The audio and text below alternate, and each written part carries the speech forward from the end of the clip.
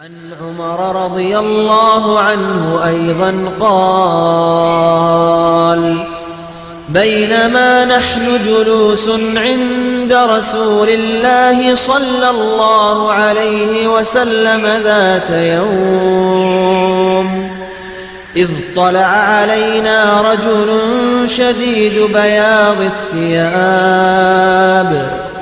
شديد سواد الشعر لا يرى عليه أثر السفر ولا يعرفه منا أحد، حتى جلس إلى النبي صلى الله عليه وسلم فأسند ركبتيه إلى ركبتيه ووضع كفيه على فخذيه وقال: يا محمد أخبرني عن الإسلام. فقال رسول الله صلى الله عليه وسلم: الإسلام أن تشهد أن لا إله إلا الله وأن محمدا رسول الله وتقيم الصلاة وتؤتي الزكاة وتصوم رمضان وتحج البيت إن استطعت إليه سبيلا. قال: صدقت. فعجبنا له يسأله ويصدقه. قال: فأخبرني عن الإيمان. قال: أن تؤمن بالله وملائكته وكتبه ورسله واليوم الآخر وتؤمن بالقدر خيره وشره. قال: صدقت. قال: فأخبرني عن الإحسان. قال: أن تعبد الله كأنك تراه فإن لم تكن تراه فإنه يراك. قال: فأخبرني عن الساعة. قال: ما المسؤول عنها بأعلم من السائل. قال: فأخبرني عن أماراتها. قال: أن تلد الأمة ربتها وأن ترى الحفاة العراة العالة رعاء الشاة يتطاولون في البنيان. ثم انطلق فلبثت مليا ثم قال: يا عمر أتدري من السائل؟ قلت: الله ورسوله أعلم. قال: فإنه جبريل أتاكم يعلمكم دينكم. اللهم إنا نسألك العافية وتمام العافية ودوام العافية وشكرا على العافية ونسألك الغنى عن الناس. آمین یا رب العالمین۔ چلیے اب ہم آتے ہیں اپنے اگلے موضوع کی طرف جو ملائکہ ہے۔ جیسے کہ حدیث جبریل میں ہم سنتے ہیں ان تؤمن باللہ و ملائکتہ۔ جب پوچھا گیا تھا کہ اخبرنی عن الایمان، جبریل علیہ السلام نے سوال پوچھا تھا تو آپ صلی اللہ علیہ وسلم نے جواب دیا تھا ان تؤمن باللہ، کہ تو ایمان رکھ اللہ پر۔ تو اسماء الحسنی کی سیریز دراصل ایمان باللہ ہی کے ضمن میں ہے، و ملائکتہ، اور تو اللہ کے فرشتوں پر ایمان رکھ۔ تو ہم ذکر کر رہے تھے پچھلی دفعہ کہ انسانوں کے ساتھ فرشتوں کا کیسا تعلق ہے، اور ہم نے دیکھا کہ کتنا قریبی تعلق ہے۔ ہمارے اماں ابا کے زمانے سے یہ تعلق چلا چلا آ رہا ہے، اور پھر ذاتی طور پہ انسانوں کے ساتھ بھی ہوتا ہے۔ بخاری اور مسلم میں حدیث ہے، آپ صلی اللہ علیہ وسلم نے فرمایا روز صبح 2 فرشتے زمین پر اترتے ہیں اور کہتے ہیں اللہم آت منفقا خلفا، ویقول الآخر اللہم آت ممسکا تلفا، کہ اللہ تعالیٰ خرچ کرنے والے کو اور دے۔ ایک فرشتہ، 2 فرشتے اترتے ہیں نا، ایک کہتا ہے اللہ خرچ کرنے والے کو اور دے، اور دوسرا کہتا ہے اللہ روکنے والے کو۔ یہ ممسک لفظ ابھی ہم نے پڑھا تھا، آپ کو وہ آیت سنائی تھی۔ دوسرا کہتا ہے کہ اللہ روکنے والے کا مال تلف کر دے، برباد کر دے، بے برکتہ کر دے۔ بعض دفعہ ہم فریج کے اندر قارون کے خزانے کی طرح چیزیں سنبھال کے رکھتے ہیں کہ نہیں میں کھاؤں گی، نہیں یہ پیزا آیا تھا نا اس کا پیس رکھ دو، نہیں میں کھاؤں گی، کل کھاؤں گی، پرسوں کھاؤں گی، اس کے بعد کھاؤں گی، اور پتہ چلتا ہے وہ سارا خراب ہو گیا، سڑ گیا۔ یہ ہے آتمون سے کن تلفن، اللہ تعالیٰ جو روک کر رکھے اس کا تو مال برباد کر دے۔ تو یہ دو فرشتوں کا معاملہ ہے۔ اسی ضمن میں ایک حدیث آتی ہے، حدیث میں آتا ہے ان ملکن بباب من ابواب الجنہ، ایک فرشتہ ہے جو جنت کے دروازوں کو پکڑ کر کھڑا ہوا ہے اور وہ یہ بات کہتا ہے، اور ایک فرشتہ ہے جو کہ جنت کے دروازوں میں سے دروازے کو پکڑ کے کھڑا ہے اور وہ یہ کہتا رہتا ہے میں یقرض الیوم، جو آج کسی کو قرض دے گا یجزا غدن، وہ کل جزا دیا جائے گا۔ یعنی قرض حسنہ، کوئی آ کے پیسے مانگے اس کو دو، اس کی ضرورت ہے، محتاجی ہے، اس کو دے دو۔ میں یقرض الیوم یجزا غدن، جو آج قرض دے گا وہ کل اجر پالے گا۔ اب ایک اور جو فرشتوں کا مقصد ہے وہ انسانوں کے لیے آزمائش، اللہ تعالیٰ بعض دفعہ فرشتوں کو بھیجا کرتا ہے تاکہ لوگوں کو آزمائے، اور یہ واقعات بنی اسرائیل میں بہت ہوا کرتے تھے۔ اچھا، بنی اسرائیل کے واقعات ہمیں کیسے پتہ چلے؟ دیکھیں ہمیں تو نہیں پتہ چلے گا کون انسان ہے اور کون فرشتہ ہے، تو آپ یہ بتا سکتی ہیں کہ یہ بنی اسرائیل کے واقعات ہم کو کیوں ملتے ہیں کہ اس قوم میں اس طرح فرشتے انسانی روپ میں آتے تھے، اور اب نبی اکرم صلی اللہ علیہ وسلم کی امت میں ایسے واقعات کا ہم کو پتہ نہیں چلتا کہ کس کے آزمائش کے لیے فرشتہ آیا؟ اس لیے کہ فرشتے تو آج بھی آ رہے ہیں اسی طرح آزمائش کرنے، لیکن پتہ نہیں چل رہا ہم کو کیا ریزن ہے اس کا۔ جی بالکل صحیح بات۔ دیکھیے بنی اسرائیل کا اس لیے پتہ چل گیا کہ اس کے بعد موسیٰ علیہ السلام کے بعد تو محمد صلی اللہ علیہ وسلم آئے، اللہ کے رسول، اور ان کو اللہ نے وحی کے ذریعے بتایا ان واقعات کے بارے میں کہ ایسے ایسے آزمائے گئے تھے۔ اب آپ صلی اللہ علیہ وسلم کے بعد تو کوئی رسول آنا نہیں، نبی آنا نہیں، تو وحی اترنی نہیں، تو اب کون بتائے گا ہم کو بھائی کہ پچھلے 1400 سال میں یا 1450 سال میں کیا معاملہ ہو رہا ہے؟ اس لیے ہم کو نہیں پتہ چلتا۔ تو لیکن بہرحال پچھلی امتوں کا حال ہمارے پاس موجود ہے، اسی پر ہم قیاس کر سکتے ہیں کہ آج کل بھی ایسا ہوتا ہوگا۔ تو بخاری مسلم میں بنی اسرائیل کے 3 لوگوں کا ذکر ہے، ایک ان میں سے جزامی تھا، لیپر تھا، ایک گنجا تھا اور ایک اندھا تھا۔ ٹھیک، یہ 3 لوگ تھے، تینوں کے پاس ایک فرشتہ اللہ نے بھیجا انسانی شکل میں، اور ان سے پوچھا کر فرشتے نے کہ تم کیا چاہتے ہو؟ ظاہر جزامی نے کیا چاہا ہوگا کہ میری لیپرسی دور ہو جائے، گنجے نے چاہا کہ میرے سر پر بال نکل آئیں، اور اندھے نے کیا چاہا کہ آنکھیں مل جائیں مجھ کو۔ تو نہ صرف یہ کہ اللہ کے حکم کے مطابق ان فرشتوں نے ان کی وہ ساری بیماریاں دور کر دیں، بلکہ ان میں سے ایک کو ایک حاملہ اونٹنی دی، ایک کو گائے دی اور ایک کو دمبی دی، ایک کو اونٹنی، ایک کو گائے، ایک کو دمبی، اور ساتھ ساتھ برکت کی دعا دی۔ نہ صرف یعنی کہ بیماری دور کری بلکہ سمجھے کہ مال کا سلسلہ بھی شروع کر دیا، یہاں تک کہ کچھ ٹائم گزرنے کے بعد تینوں بڑے مالدار ہو گئے، صحت مند بھی ہو گئے، مالدار بھی ہو گئے۔ کچھ عرصے کے بعد اللہ نے پھر تینوں کے پاس فرشتے بھیجے، اور ایک غریب مسافر کی شکل میں وہ فرشتے ان کے پاس آئے، یا ایک ہی فرشتہ تینوں کے پاس باری باری بھیجا ہوگا، واللہ عالم۔ اور اس فرشتے نے جا کر ان سے، ان ڈھیر جانوروں میں سے، کتنی اونٹنیاں اس کی ہو گئیں، کتنی جو ہیں گائے دوسرے کی ہو گئیں، اور کتنی ہی دمبیاں تیسرے کی ہو گئیں، اور ان سے صرف ایک جانور مانگا کہ اللہ کے نام پر ایک دے دو اس میں سے۔ انہوں نے صاف دینے سے انکار کر دیا، اور جب یاد دلایا کہ تم ایسے تھے، کہا کوئی نہیں، ہم کبھی بھی ایسے نہیں تھے، تو ہمیشہ سے ہمارے پاس سب کچھ رہا۔ لیکن اندھے نے کہا کہ ہاں بے شک میں اندھا تھا، اللہ نے مجھ کو آنکھیں دیں، اللہ نے مجھ کو مال دیا، اور کہا کہ تم جو چاہو میرے مال میں سے لے لو۔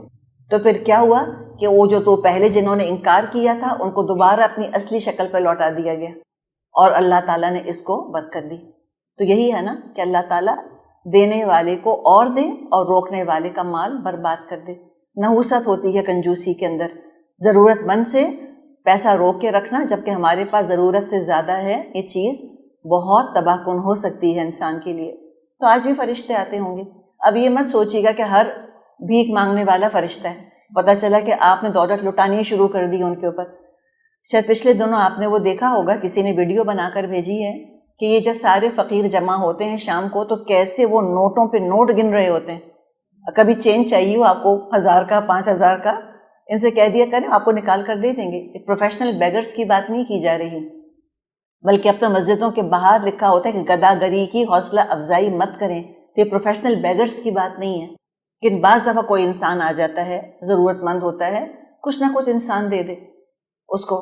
اور یہ جو پروفیشنل بیگرز بھی ہیں ان کے ہاتھ پہ کچھ بھی رکھ دیں، کوئی بسکٹ رکھ دیں، کچھ اور رکھ دیں. اپنے گھر میں آپ کیا کر سکتی ہیں؟ آپ کو اللہ نے دیا ہے، آپ آٹا لا کے رکھ لیں اور چھوٹی پلاسٹک کی تھیلیاں رکھ لیں. کوئی مانگنے والا آیا، اس کو تھوڑا سا مٹھی بھر آٹا ڈال کے دے دیا، تھوڑی دال دے دی. تھوڑا ایفرٹ کرنا پڑے گا لیکن کر سکتے ہیں. کوئی گھر میں کھانا رکھا ہے وہ تھوڑا سا دے دیا. کوشش کریں اپنی طرف سے کہ دے دیں کچھ نہ کچھ ان کو. لیکن واقعی بعض دفعہ نہیں کچھ ہوتا تو پھر کیا دیتے ہیں کہ بھائی معاف کرو. تو جو جتنا مانگ رہا ہے اگر اتنا نہیں دے سکتے تو اس سے کم دے دیں، کچھ بھی دے دیں. ازواج کا معاملہ یہ تھا کہ مانگنے والا آتا تھا تو کچھ بھی رکھ دیتی تھیں اس کے ہاتھ کے اوپر. آدھی کھجور ہوتی تھی وہی رکھ دیا کرتی تھیں. تو اس فرشتے اس طرح سے آزمانے کے لیے آتے ہیں. پھر روح قبض کرنا بھی فرشتوں کا کام ہے. مومنوں کی جانیں بہت نرمی کے ساتھ نکالتے ہیں. والنازعاتی غرقن کا معاملہ وہ کافروں کے ساتھ کرتے ہیں، سختی کے ساتھ کافروں کی جان نکالتے ہیں. اور والناشطاتی نشطا یہ مومنوں کے ساتھ معاملہ کرتے ہیں، آسانی کے ساتھ ان کی جان نکالتے ہیں. اور جان نکالنے والے فرشتے جو آتے ہیں ملک الموت کی نگرانی میں، مومن کی جان نکالنے والے فرشتوں کی شکلیں بالکل ڈفرینٹ ہوتی ہیں، بہت خوبصورت ہوتی ہیں. اللہ کرے ہمارے پاس ایسے ہی فرشتے آئیں خوبصورت شکلوں والے، کہ ان کو دیکھ کر ہی انسان کہتا ہے کہ آپ اچھی خبر لے کر آئے ہیں. اور کافروں کی اور منافقوں کی جان نکالنے کے لیے ہیبت ناک شکل میں فرشتے آتے ہیں جن کو دیکھ کر انسان ڈر جائے اور کہے کہ آپ سے کسی اچھی خبر کی امید نہیں ہے مجھ کو، اللہ ہمیں اس چیز سے بچائے. پھر آگے میکائیل علیہ السلام، ان کا ذکر ہم نے پڑھا تھا. یہ رزق دینے پر اور بارش پر معمور ہیں، اور بعض کہتے ہیں ہوا پر بھی ہیں. یہ حیات الناس سمجھے اس کا سامان کرتے ہیں، وہ تمام چیزیں جس سے ہماری دنیاوی زندگی کا تعلق ہے. بارش ہے، رزق ہے، ہوا ہے، اسی پر زندگی کا دار و مدار ہے. تو یہ حیات الناس پر ایک طرح سے معمور ہیں. یہ ہمارا الحمدللہ اوتھینٹک ہمارا یہ علم ہے. ورنہ آپ کو بتایا تھا کرسچینٹی میں وہ مائیکل کو مانتے ہیں لیکن کہتے ہیں کہ یہ لڑائی کے فرشتے ہیں یا یہ وحی لے کر آتے ہیں یا کچھ اس قسم کی باتیں، یا وہ اسکرائب ہیں اللہ کے پاس ہیں، وہ لکھتے رہتے ہیں لوح محفوظ میں. ان کا الگ تصور ہے. لیکن ظاہر ہے جب ان کا دیا ہوا تصور اور حدیث کا دیا ہوا علم آپس میں ٹکرائے گا، ہم تو حدیث کا ہی علم لیں گے جو کہ زیادہ اوتھینٹک ہے. پھر جبریل علیہ السلام وحی لانے پر معمور ہیں. اور وحی کیا ہے؟ حیات القلوب، یہ دلوں کی زندگی ہے. اسرافیل علیہ السلام یہ سور پھونکنے پر معمور ہیں. اور سور کیا ہوگا؟ احیاء الموتا، یہ مردوں کو زندگی دے دے گا. تو یہ جو میکائیل ہیں اور جبرائیل ہیں اور اسرافیل ہیں، ان تینوں کا تعلق کسی نہ کسی طرح کی زندگی سے ہے. یا تو وہ حیات الناس ہے یا حیات القلوب ہے یا احیاء الموتا ہے. اور ساتھ ہی ساتھ ملک الموت کا ذکر ہم نے کیا. تو یہ ان چار فرشتوں کو علماء نے المقسمات امران کی کیٹیگری میں رکھا ہے. یہ کا ذکر ہم نے پہلے بھی کیا تھا. پھر قبر میں بھی فرشتے آتے ہیں، منکر نکیر جن کا ذکر ہم نے کیا تھا. یہ قبر میں آتے ہیں اور مردے سے سوال جواب کرتے ہیں. سب کے پاس آتے ہیں A to Z، خالی مومن کا معاملہ نہیں ہے یہ. پھر جہنم پر فرشتے ہیں، علیہا 19، اللہ فرماتے ہیں اس پر 19 مقرر ہیں. ان کا ایک کام فرشتوں کا جنت کو سجانا سنوارنا بھی ہے، مینٹین کرنا. اچھا، اور بعض جنت کے ایسے درجے ہیں جن کو کسی فرشتے نے بھی نہیں دیکھا. اللہ نے جب ان کو بنایا ان درجوں کو اللہ نے سیل کر دیا. ان کو کون دیکھے گا؟ جو داخل ہوگا. اسی کی دعا کر لیں اللہ تعالیٰ سے کہ اللہ تعالیٰ مجھ کو وہ والا درجہ چاہیے، اچھوتا، انوکھا، اندیکھا. لیکن جنرلی یہ جنت کا خیال رکھتے ہیں، اس پہ فرشتے ہیں، سجاتے سنوارتے رہتے ہیں. ازلفت الجنہ آتا ہے نا، جہنم کو بھڑکانا بھرنا بھی ان کا کام ہے. اور قیامت کے دن جہنم لائی جائے گی. وبرزت الجحیم آتا ہے نا، قیامت ظاہر کر دی جائے گی. اور حدیث میں آتا ہے کہ اس کی 70,000 لگامیں ہوں گی اور ہر لگام کو 70,000 فرشتوں نے پکڑا ہوا ہوگا. اور لگ رہا ہوگا کہ وہ جہنم سب کو کھا لے گی. اور اتنے ڈر جائیں گے کہ انبیاء بھی جا کے اللہ کے عرش سے لپٹ جائیں گے، اتنا ڈر لگے گا ان کو. اور یہ 70,000 کا بھی فگر ذہن میں رکھیں. 70,000 یہ کثرت کے لیے آتا ہے، ناٹ نیسسریلی کہ کاؤنٹ کر کے 1 2 3 4 کر کے 70,000 ہو. 70 ہم جیسے کہتے ہیں نا کہ 36 دفعہ تم سے میں نے یہ بات کہی ہے، 100 دفعہ یہ بات کہی ہے. ہم کہتے ہیں کہ تم کو میں نے 25 دفعہ کال کری.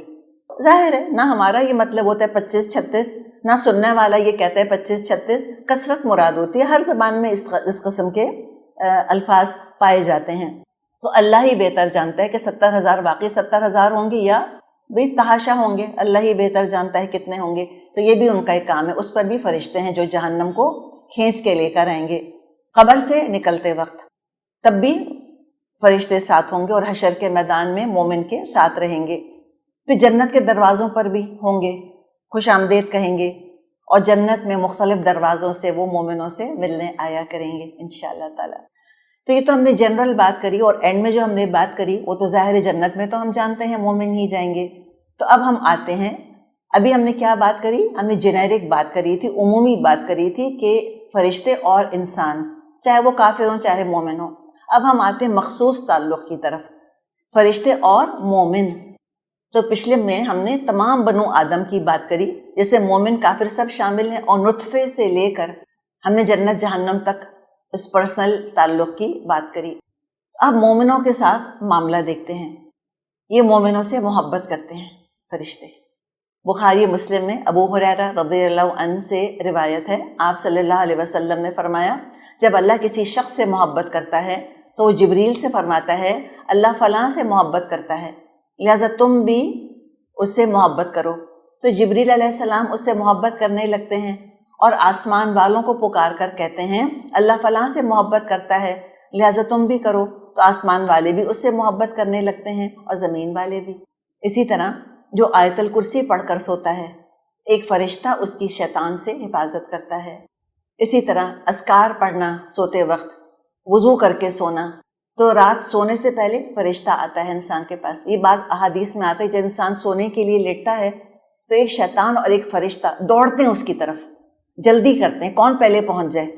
اور فرشتہ آ کر کہتا ہے اختم بالخیر اختم بالخیر اختم بالخیر، خیر کے ساتھ اپنا دن پورا کر، خیر کے ساتھ اپنا دن پورا کر، خیر کے ساتھ اپنا دن پورا کر. اور شیطان بھی آتا ہے کہتا ہے اختم بالشر اختم بالشر اختم بالشر، کہ گناہ کے ساتھ دن ختم کر، گناہ کے ساتھ دن ختم کر، گناہ کے ساتھ دن ختم کر. پھر ڈپینڈ کرتا ہے کہ ہمارا اپنا رجحان کس کی طرف ہے. نہ فرشتہ زبردستی کر سکتا ہے، نہ شیطان زبردستی کر سکتا ہے. فرشتہ نیکی کا خیال القاء کر سکتا ہے، شیطان وسوسہ ہی ڈال سکتا ہے. پھر چوائس تو ہماری ہے کہ سوتے سوتے کیا سوچ رہے ہیں، سوتے سوتے آخری عمل کیا کیا تھا، اور سوتے سوتے کیا دیکھتے دیکھتے سوئے. اور پھر وہ جو نیک بندہ ہوتا ہے جو کہ صاف ستھرا ہو کر وضو کی حالت میں سوتا ہے تو اس کے لیے فرشتہ دعا کرتا ہے اللہم اغفر لعبدک فلان، اللہ تعالیٰ اپنے فلاں بندے کو بخش دے، فإنہ باتا طاہرا، اس لیے کہ یہ پاکی کی حالت میں سو رہا ہے. تو ہلکا پھلکا وضو کر کے سونا چاہیے. ایک ایک دفعہ اعضاء کو دھو لیں، آپ کو 1 منٹ سے بھی کم کا ٹائم لگے گا. اس گلاس سے بھی کم میں آپ ایک ایک دفعہ اپنے اعضاء کو دھو لیں گی. میں بلا مبالغہ آپ سے یہ بات کہہ رہی ہوں. ہلکی سی کلی، ہلکا سا ناک میں ڈالا، اتنا سا پانی لیا، منہ پونچھا، ہاتھ ذرا سے اپنے پاؤں دھو لیے، بس الحمدللہ. بہت تفصیلی وضو کی ضرورت نہیں. آپ شادی شدہ ہیں، شوہر بیوی کا تعلق ہوا ہے، کوشش کریں غسل کر کر سو جائیں.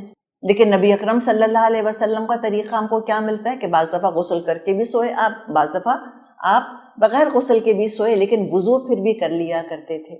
تو اگر نہانے کا دل اس وقت نہیں چاہ رہا لیکن ناپاکی لاحق ہوئی بھی ہے تو ہلکا سا وضو کر کے سو جائیں تاکہ فرشتہ ہمارے لیے دعا کرتا رہے.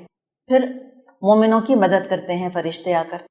بخاری میں روایت ہے نبی اکرم صلی اللہ علیہ وسلم نے حسان بن ثابت رضی اللہ عنہ کے لیے دعا کی تھی اللہم ایدہ بروح القدس، اللہ روح القدس سے اس کی مدد فرما. اور یہ حسان بن ثابت کون تھے؟ شاعر تھے.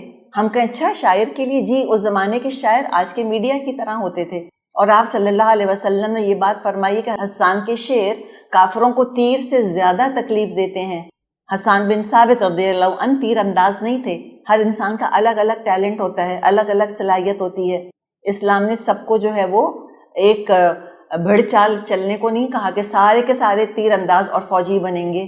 بعض لوگ نہیں ہتھیار چلا سکتے، ڈزنٹ میٹر، کوئی اور ان کی صلاحیت ہوگی. حسان بن ثابت کی صلاحیت شعر کہنا تھا، تو شعروں کے ذریعے وہ ان الزامات کا جواب دیا کرتے تھے جو کفار آپ صلی اللہ علیہ وسلم پر لگاتے تھے، اور ان کے لیے ممبر بنایا تھا آپ صلی اللہ علیہ وسلم نے۔ مسجد نبوی میں ممبر پر کھڑے ہو کے وہ اشعار پڑھتے تھے آپ صلی اللہ علیہ وسلم کے دفاع میں اور آپ کی تعریف میں۔ اور اس کے بعد علماء کہتے ہیں کہ یہ جو اللہ تعالیٰ نے خصوصی مدد کی درخواست کی، دعا کی کہ اللہم ایدہ بروح القدس، کس لیے دعا کی؟ حسان بن ثابت کے لیے، اس لیے کہ وہ رسول صلی اللہ علیہ وسلم کا دفاع کیا کرتے تھے۔ تو علماء کہتے ہیں کہ آج بھی جو شخص یہ کام کرے گا، جو اللہ کے رسول کا دفاع کرے گا، اللہ تعالیٰ اس کی مدد جبریل علیہ السلام کے ذریعے کرے گا انشاءاللہ۔ پھر یہ دعائیں کرتے ہیں مومنوں کے لیے، اس لیے کہ محبت کرتے ہیں۔ ترمذی میں حدیث ہے کہ اللہ اور اس کے فرشتے اور زمین اور آسمان کی مخلوق، حتیٰ کہ چونٹیاں اپنے بلوں میں اور مچھلیاں پانی میں، اس شخص کی بخشش کے لیے دعا کرتی ہیں جو لوگوں کو اچھی باتیں سکھائے۔ فرشتے دعا کرتے ہیں اس شخص کے لیے جو دوسروں کو نافع علم دیتا ہے، اور اچھی باتیں یقیناً اخلاق بھی ہے اس کے اندر، شریعت بھی ہے اس کے اندر، اور اچھی باتوں کے اندر اور بہت ساری چیزیں الحمدللہ آتی ہیں۔ اس کو خالی محدود نہ کر لیں کہ قرآن حدیث پڑھانے والوں ہی کے لیے صرف یہ معاملہ ہے۔ جو بھی نافع علم دیتا ہے اور اللہ کی رضا کے لیے دیتا ہے، اس کا معاملہ یہی ہے، چاہے وہ میڈیسن کا علم ہو یا وہ کوئی انجینئرنگ کا علم ہو یا کسی اور چیز کا۔ آپ نے فرمایا جب کوئی شخص جماعت سے نماز پڑھنے کے لیے انتظار کرتا ہے اور وہیں بیٹھا رہتا ہے تو فرشتے دعا کرتے ہیں کہ اے اللہ اس کو بخش دے، اس پر رحم کر، اور وہ یہ کہتے رہتے ہیں جب تک اس کا وضو قائم رہے۔ اور یہ جانماز کے لیے بھی آتا ہے۔ دیکھیں اب خواتین تو عام طور پہ جماعت کے لیے نہیں جاتی، اب ہم گھر میں نماز پڑھتی ہیں، نماز پڑھ لی، جتنی دیر آپ جانماز پر بیٹھی رہیں گی، آپ اذکار کرتی رہیں گی، فرشتہ دعا کرتا رہے گا۔ تو فرض پڑھتے ہی فوراً ایک جھپاکے سے نہیں اٹھ جانا چاہیے جانماز پر سے، یہ ادب کے بھی خلاف ہے اللہ تعالیٰ کے۔ اس سے بیزاری ظاہر ہوتی ہے کہ فوراً جیسے کہ کلاس ختم ہوتی ہے نا، فوراً اسٹوڈنٹ بستہ پکڑ کے جلدی سے باہر، اس میں کوئی خرابی نہیں ہے، لیکن بہرحال اس میں ایک لگتا ہے کہ قید ہوئے ہوئے تھے، اب ایک دم قید سے چھوٹ گئے، فٹافٹ اٹھ کے بھاگ گئے، نہیں۔ تو جانماز پر بیٹھنا چاہیے، دعائیں کرنی چاہیے، آیت الکرسی پڑھیں، پھر وہ تسبیحات فاطمی پڑھیں، پھر دعائیں اگر مانگنی ہیں دعائیں مانگیں اللہ تعالیٰ سے، پھر وہ قل پڑھیں، آرام سے سکون سے اٹھیں۔ جب تک ہم وہاں بیٹھی رہیں گی فرشتہ دعا کرتا رہے گا، یا تو خود اٹھ جائے یا وضو ٹوٹ جائے۔ اور جو پہلی صف میں مرد کھڑے ہوتے ہیں ان کے لیے بھی خاص دعا کی جاتی ہے۔ ابن ماجہ میں حدیث ہے، آپ صلی اللہ علیہ وسلم نے فرمایا ان اللہ و ملائکتہ یصلون علی الصف الاول، اللہ اور اس کے فرشتے دعائے رحمت، یعنی اللہ کو تو دعا نہیں کرنی، اللہ تو رحمت خود ہی بھیجتا ہے، اور فرشتے دعائے رحمت کرتے ہیں کس کے لیے؟ جو اول صف میں کھڑے ہوئے ہوتے ہیں۔ اس سے ان کا شوق ظاہر ہوتا ہے کہ کتنی جلدی وہ مسجد آ گئے۔ تو جماعت کی پہلی صف یہ آگے کی صفوں والوں کے لیے۔ اب یہ صف الاول یہ تو نماز کی بھی ہوتی ہے، اور کس کی ہوا کرتی تھی؟ جب جنگ کے لیے جاتے تھے تو آگے سپاہی ہوتے ہیں، اور سب سے زیادہ امکان انہی کی شہادت کا ہوتا ہے جو آگے ہوتے ہیں۔ سب سے زیادہ وہی کہتے ہیں نا، کینن فوڈر وہی ہوتے ہیں بیچارے، سب سے زیادہ وہ حملہ پہلے وہی برداشت کرتے ہیں اور پھر باقی لوگوں کے لیے راہیں ہموار کر دیتے ہیں۔ تو چلے ہم یہاں رک جاتے ہیں انشاءاللہ تعالی۔ اقول قولی ھذا واستغفر اللہ لی ولکم ولسائر المسلمین والمسلمات